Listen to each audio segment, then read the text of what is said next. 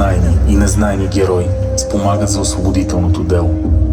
Ало историята ни днес започва с един, за когото знаем по-малко, отколкото той самият заслужава.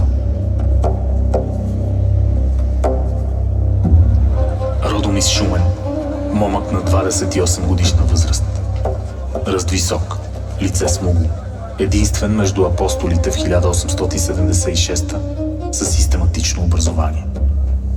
Учител в родния си Шумен, а после бунтовник. Така Захари Стоянов описва Панайот Волов, известен още с бунтовническия си псевдоним Петър Ванков.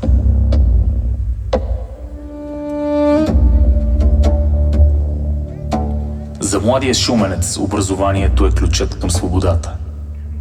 Лишението и дисциплината са част от школовката му.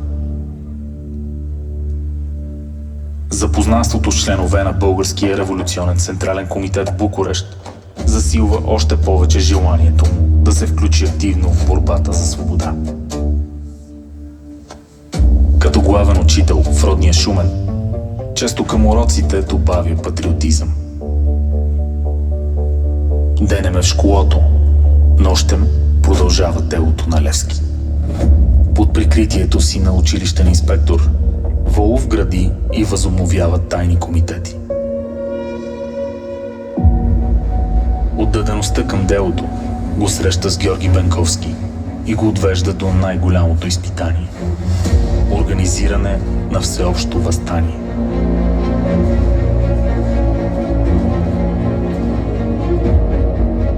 Решено е да се свика Велико събрание в Панагюрище. Тайната местност е оборище. Паролата е: Кой живей? Да живее България. Тайната клетва е положена. Връщане назад няма.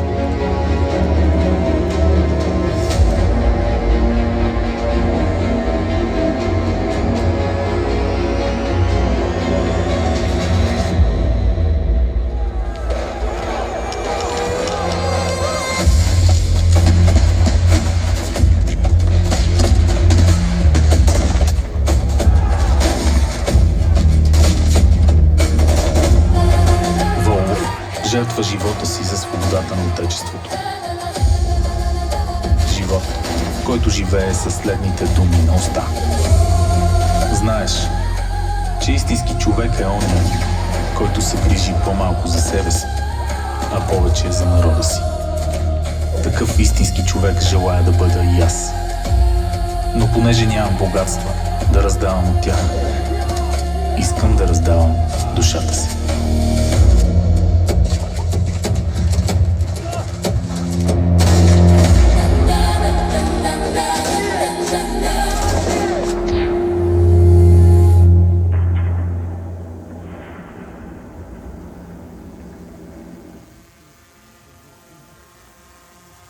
От 14 до 16 април край Панагюри ще се провежда Велико събрание с цел насрочване на всенароден бунт за освобождение.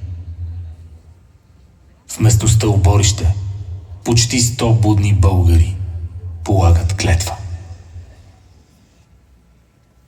Щом се появиха емблемите на християнското величие, апостолите наведоха саблите си надолу в земята и клюмнаха глави. Гробна тишина настана.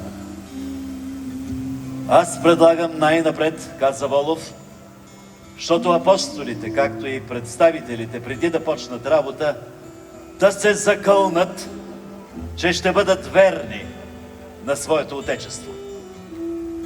Апостолите произнесоха своята клетва.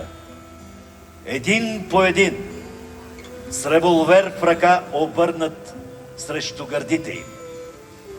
Кълна се в Бога и честта си, че ще пазя пълна тайна за всичко, що се решава и говори тук. Кълна се, че ще се боря за свободата на България и че няма да се откажа от делото, дори ако ме заплашва смърт. Смърт или свобода. Клетвата на Бенковски обаче не беше проста клетва. Той държа цяла реч. Във всяка фраза той се удряше в гърдите, охкаше и яхкаше. Пламък и огън хвърчеха от очите му. Многострадални братя, земята, която ние тъпчем, е напоена с невинна българска кръв. Всичките представители паднаха на колене и очите им се премрежиха от сълзи.